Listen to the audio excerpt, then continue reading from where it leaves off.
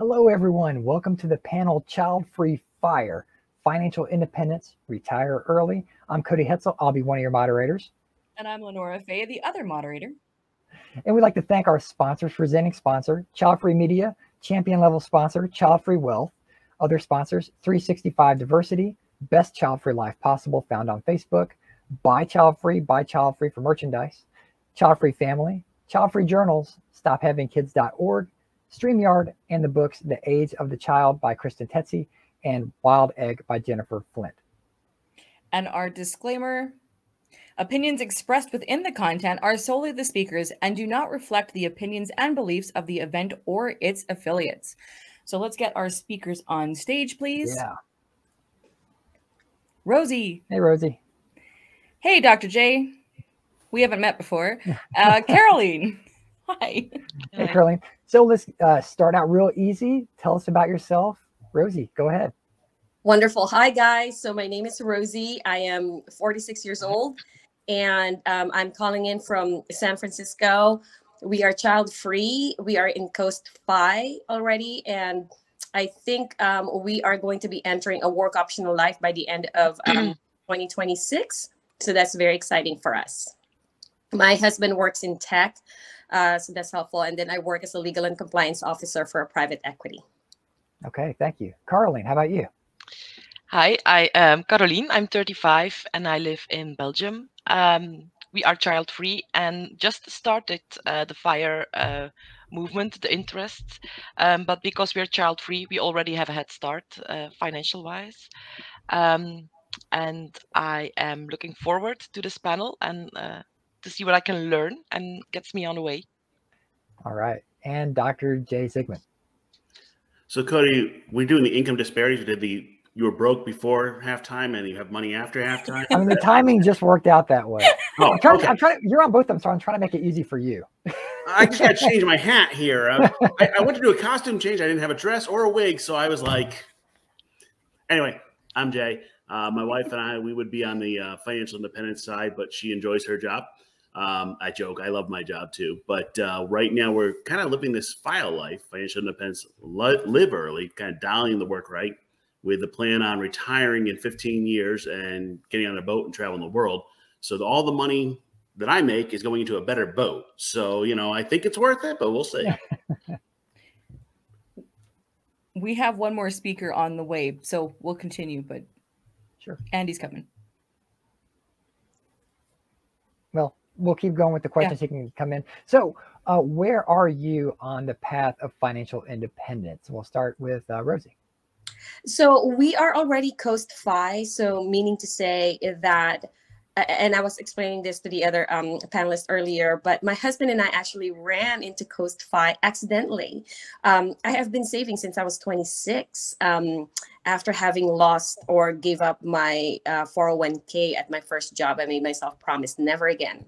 And so we are in Coast Fi. So that means that we have put away enough money in our retirement account that if we don't put one more penny to it, by the time I hit 59 and a half, we're going to be just groovy. And my husband being younger than me, our plan is to let his retirement account keep compounding in the background.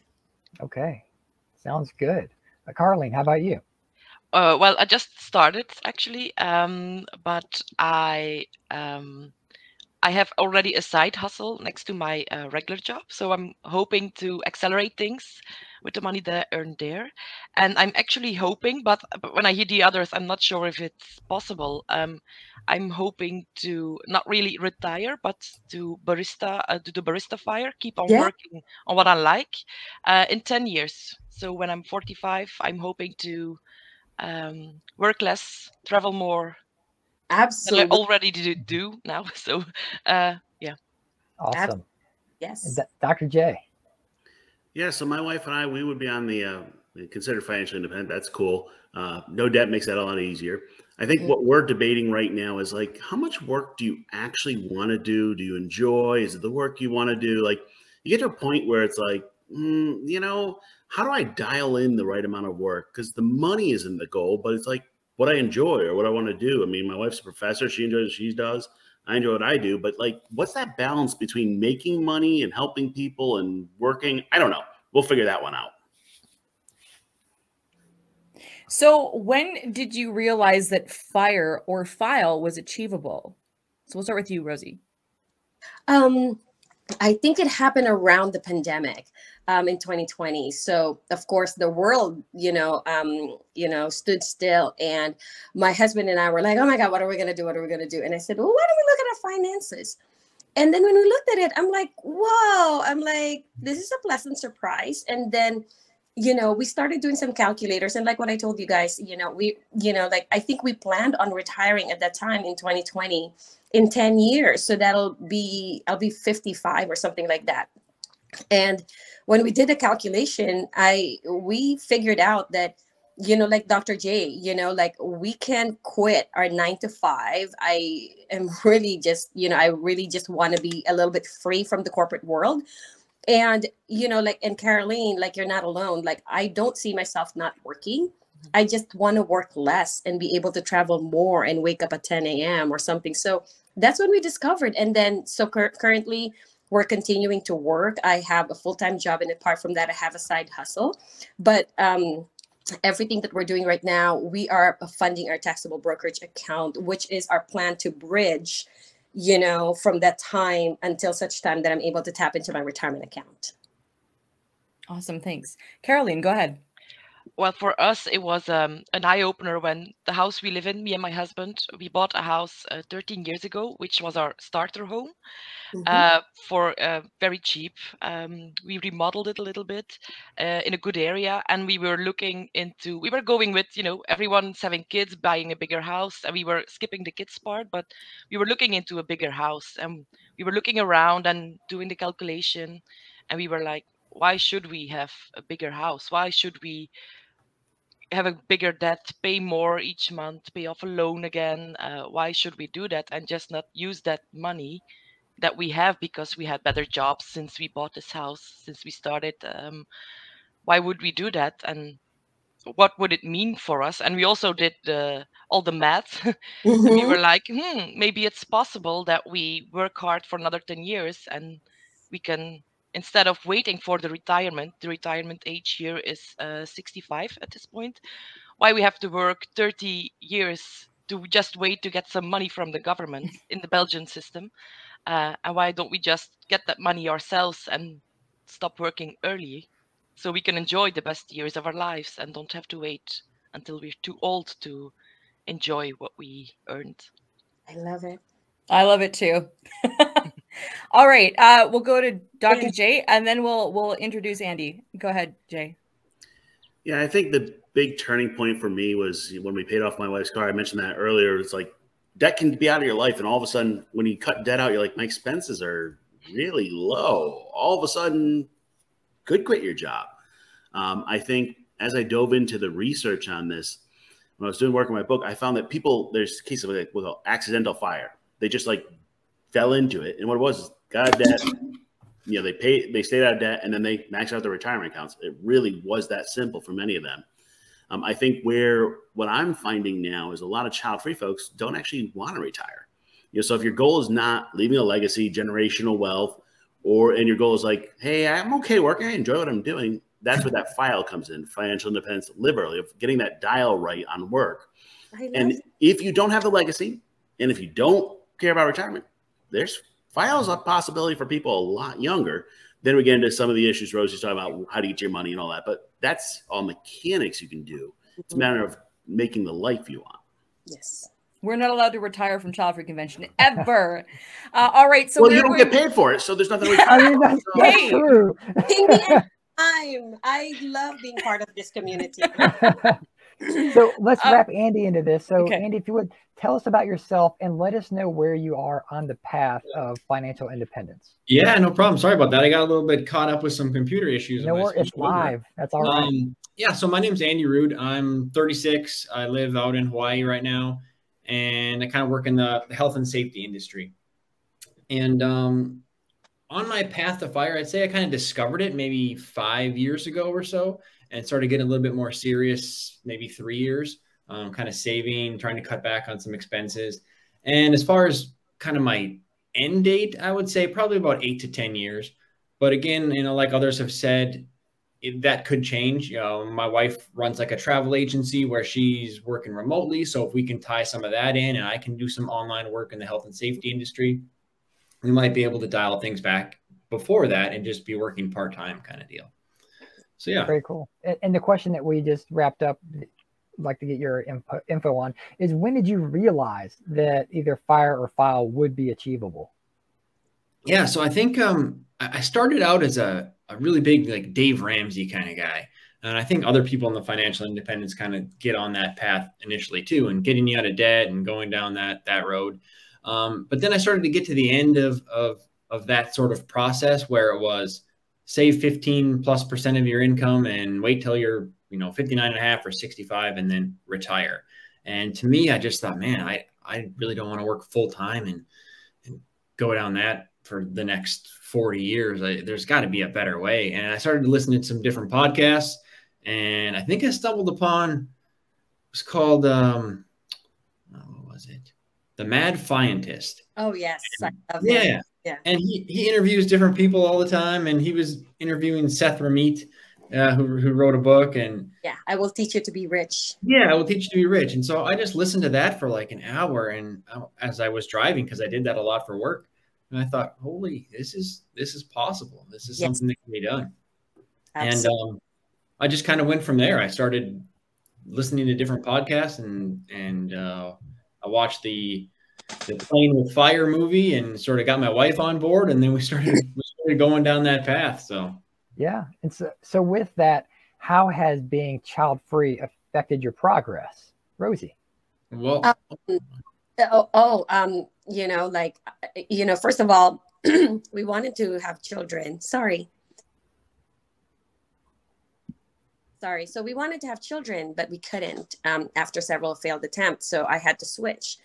And I really actually didn't factor that in, to be honest with you, early on when, the cloud of like, oh my God, we couldn't have children, blah, blah, blah. But then a light bulb, just went off when a lot of our friends who have kids are battling like daycare expenses, saving for college. Or I have friends who, are still paying their kids' college loans, which is just, to me, it's just mind boggling. And I was like, oh my God, we don't have to worry about those things. So then we can even retire earlier. And I think a lot of our friends know that about us. We travel extensively. And that has been such, in some ways, I look at it now as a blessing that we don't have children, so that we can live our lives the way that we want to and not constantly have to worry about children. All right. Andy, step up.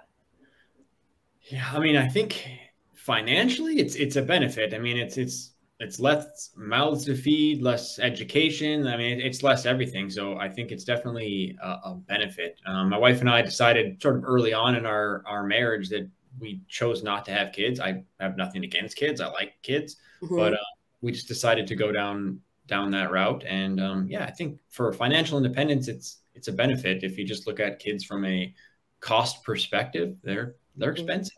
They're expensive. Yeah. Carlene, how about you?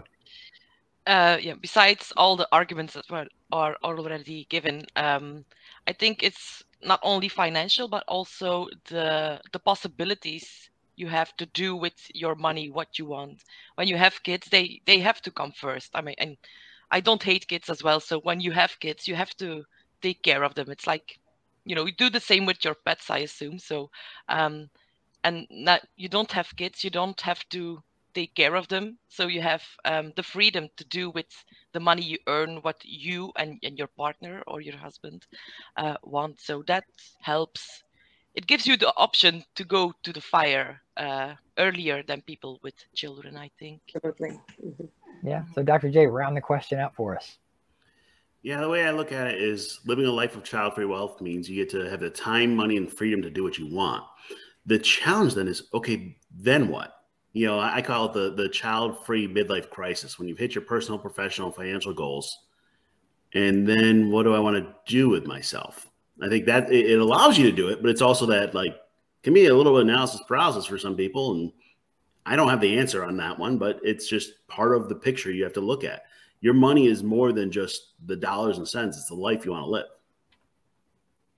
So do you have any tips for achieving FIRE?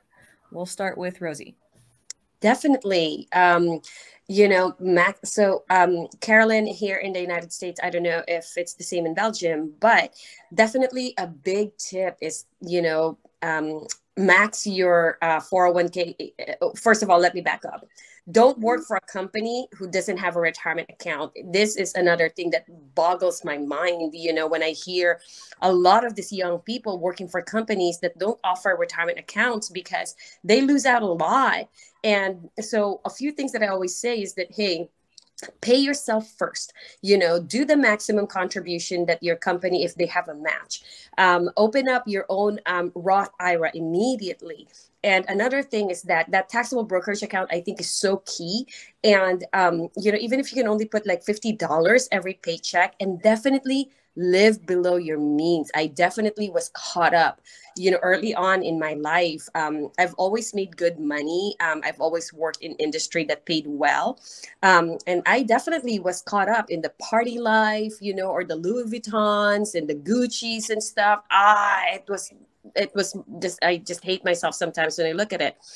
And weed out people in your life that do not share the same goal. You would be very surprised how many people out there, really, when you ask them like, oh, what's your financial goal? They're like, I don't know. I'm just going to live my life each day. And I'm like, okay. So my husband and I are far more intentional now who we keep in our lives, definitely, especially on the financial goal front. And also, don't be afraid to hustle and coupon. Like, I coupon like crazy, man. And this is the reason why I travel hack too. One of the eye-opener for me, I really love traveling, but I'm not going to spend like thousands and thousands of dollars traveling. Enter travel hacking. And so that has allowed my husband and I to travel extensively, and whatever money that we save by not putting it on the travel, we put it in our taxable brokerage account and grow it. And index funds, oh my goodness, that's it. Have you found a coupon for Dolce & Gabbana by any chance? Let me know. All right, Andy, go ahead. Yeah, I think she touched on a lot of really important things. For me, right when my wife and I started this process, I was more on board. I was a natural saver. I was ready to just stash away every penny and cut everything out of our life. My wife, a little bit more of a free spirit and wanted to be able to travel and do all those kind of things. And I think we had to kind of come up with our why, like, why are we doing this? And so I think it's very important to come up with the why. And also something that I took away from the Playing with Fire movie that I watched was making a list of the top 10 things that make you happy. And going down that list. And I think what you'll find when you make a top 10 list of things that make you happy in life, very few of those things cost money. Exactly. And from the Seth Ramit book that I read, he said, spend extravagantly on the things that bring you happiness and cut mercilessly on the things that don't. And that's kind of the path. That's how I sort of live things. My wife and I, we love to travel. And although we do some travel hacking stuff, we spend money on travel. Like we spend decent money on travel. But other things like my car, where I live, the clothes I wear, it's not important to me. It might be important to other people, and they should focus their costs there. But I don't spend any money on those things. So I think there's two very important things. And then the last thing I would say is, especially if you're early on in your career or anything like that, you're going to make more money in the future. Just keep bettering yourself. You're going to make more money, and it might be harder to save now, but it's going to be easier to save in the future, so long as you avoid the lifestyle creep. Yes. And that's what keeps up with people, that you can be making 2-3 times what you were when you started out in your career, but you're still living paycheck to paycheck because you let your lifestyle creep up with that. And if you can avoid that, you will be well ahead of everybody else. Great tip. Mm-hmm. Caroline, go ahead. Well, Rosie and Andy already talked about the things you have to watch out for, the lifestyle inflation, like Andy called it, the lifestyle creep. You earn more, but you spend more. And I also like to travel, but I think it's not really, I do like the hacks. I do them too. I use them too. But I think it's more about balance. And then when you combine what Rosie and Andy said, you can't spend on everything. You can't and you have to choose. You can spend on something you like, but then you have to, you don't have to, but if you want to retire early, you have to watch your money. Just watch your money. Think about what you spend, change your money mindset. It's not because it's on sale you have to have it. Just don't spend money you don't need to, I think. But I do have some questions because I live in Belgium and I hear a lot about the 401k, so maybe at the end, or yeah, Phil. Okay. I'll answer Dr. J is the perfect person to come up after you, Yeah. because he can tackle that. What's with that? Caroline, just ignore all those numbers. Those are just IRS laws, the tax laws. Okay. Okay. None of those matter to you at all. No, they don't. So when people ask me about how do I achieve FIRE, my first question is, well, make sure you want to.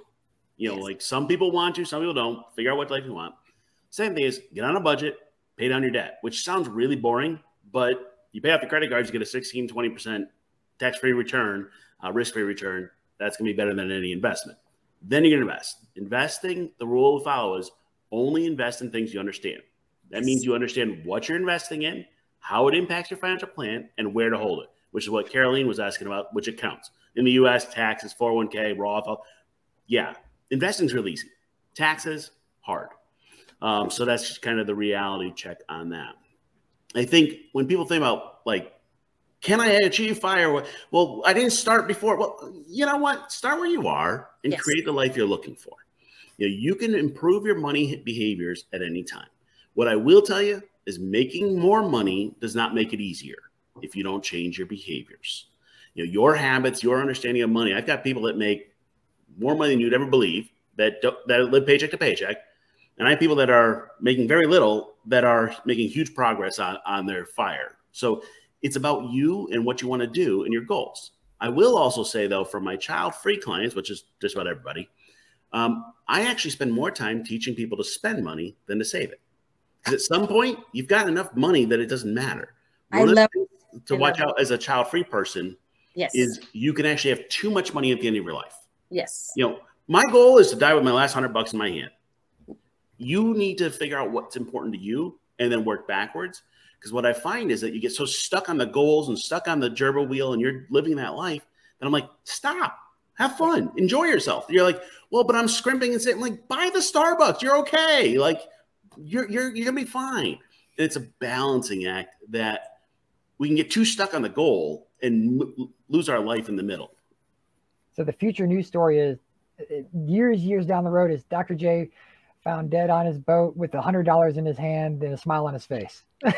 Well, I mean, I love what Dr. J said, because seriously, that's one of the things. It's like, we don't have a legacy, right? We don't have children, you know, and that's one of the things that my husband and I continue to, like, hey, you know, like, and he's asked me to, like, you don't need to work this other job because I can't quit the other job because it's a family business. And he's like, you can't, but I'm like, I don't know, you know, like, what am I going to do with my life? That's like what Dr. J said. And I love what he said, like, you know, die with $100. That's the goal. And the "in case I die" file has to be somewhere where your wife can find it. Dr. And have the estate plan set up so you know who gets $100. Go back to that section. That's a separate one. We already talked about that one. Wait, we started with dying first. And then we did, I think we got our order wrong. All right, we've got an incoming question. Let's pop it up there and see what we've got. So question, how do you plan for the potential need of expensive long-term care that greatly exceeds the monthly expense budget you planned in retirement? Can I anyone that wants to tackle that, feel free. Oh, this one I want. This is the stupid question I hate of who's going to take care of when you're older? Yeah, I know. Your money is. Okay. Yeah. So here's how this works. The bottom line is nobody's going to take care of you. The data says 55 and older, child-free folks, 2.5% get any support from their family. 1.5% of parents get any support. So nobody gets any support. And long-term care is stupid expensive. Okay, it just is. It's actually cheaper to live on a cruise ship year-round than most long-term care. In California, since Rosie's there, their daily cost is $400 a day for nursing care. That's a pretty good hotel, I can say it. Mm-hmm. So here's your thing. I tell everybody your goal should be by the time mid-40s, late 40s, to have a plan for long-term care. Mm-hmm. So that can come out of your retirement, can come out of long-term care insurance. Those are options. Medicaid in the U.S. is not an option. What that is really saying is I'm going to be broke and let the government take care of it, which unfortunately Medicaid level care is terrible. It just is. But they pay for most of it. So you need to have a plan that's either going to come out of your retirement or out of long-term care, and you want to get in place as soon as possible. The other thing for this is if you're going to have to care for your parents, you may need a plan for them. So I've actually had some clients that take out long-term care plans, insurance plans on their parents so that it helps out so they don't have to pay for it. So you have to have something. When you look at long-term care insurance, we don't need the life insurance to go with it. So you just need a plain old policy.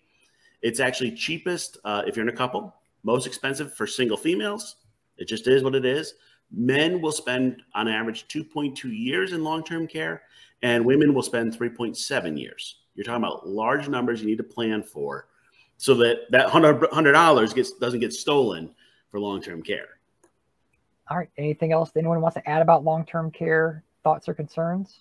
Yeah, no, actually, you know, to be honest with you, I took out a long-term care insurance policy for me and my husband specifically for this, because I wanted to be sure that if something were to happen, that, you know, that we would have that. And also we have earmarked, like a portion of our retirement account. So we have an account specifically for long-term. I've told my husband over and over again, we are not to touch this, because this account is specifically for long-term care when we need it. Excellent. Can I ask a question about that? Because, sure, yeah. Isn't there a thing in the United States then that we have like a basic care here when you're older, like the OCM, I think YMCA, like bit the same thing. When you have no money, when you're old and you don't have the money, they take care of you in retirement homes and the medical bills, and you don't have that for elderly people? No. Or... So in the US, what we do is pull yourself up by the bootstraps. That was the discussion we had before. And good luck. We have Social Security, which some people get some money. I'm kind of tongue in cheek. But from a long-term care, there is a process called Medicaid, but you have to have essentially no assets and no money. No assets, yes. And then the care, unfortunately, is terrible. It's not good. I worked as a paramedic for years. You'd go to these facilities. This is what drove me crazy. Your feet stick to the ground because it's so nasty. Yes, exactly. I'm talking like literally disgusting. It is. Yes. So, Caroline, you know, we're a little less civilized here in the U.S., I guess. No, I know. I traveled. I like the country. I like it because of the culture shock I always get. So even when you go west or east or south, it's always different. So I like it, but I know it was bad, but I did not know because you're a Western. Yeah. So closing remarks, but in the comment section, and when this is archived in the comments in the future, if you're in another country, let us know what the scenario is like for long-term care for your elders. Let us know. We'd love to find out. So in closing, is there anything that you'd like to plug or promote or let people know how to get in touch with you after the convention is over? We'll start with Rosie. Yes, definitely. I actually started my blog. It's Say Yes to FI. So Say Yes to Financial Independence. I sent it on the chat. I just started it and I definitely have to write more. I feel like I'm at a time in my life where I can, you know, do some good and return to the community that has been very, very generous to me. So I would love to hear from people. Excellent. Andy, how about you? No, nothing specific. Yeah, I just here to give my perspective from a regular person's awesome. No, that's fine. We like regular people. Yeah. Hey, Caroline, how about you? Yeah, nothing professionally, but I started a blog, a child-free travel blog, which is coming. The website is coming. All right. But you can find me already on Instagram and in Facebook. It's in Dutch, so I would suggest you search me on Instagram under the name Caro Trips. All right. Rosie and Caroline, let Childfree Media know when you're ready to launch those. Dr. J. Yep. Just listen to Cody. He says to go to childfreewealth.com. He said it enough times today. But in reality, if you're working on a F.I.R.E plan or you're working on long-term care or that, reach out. I do an hour free, get to know each other. At least you can figure out what options you have. I think it's hard to do alone. So just reach out when you want a hand. Yeah. If you live in the U.S., talk to Dr. J. He will set you straight or keep you on the right path. So with that being said, thank you, everyone. This has been a ton of information. I hope people have gotten a lot from it. I believe they did. With that, we will close the panel. Thank you for your time. Thank you. Thank you. Good evening. Bye. Bye.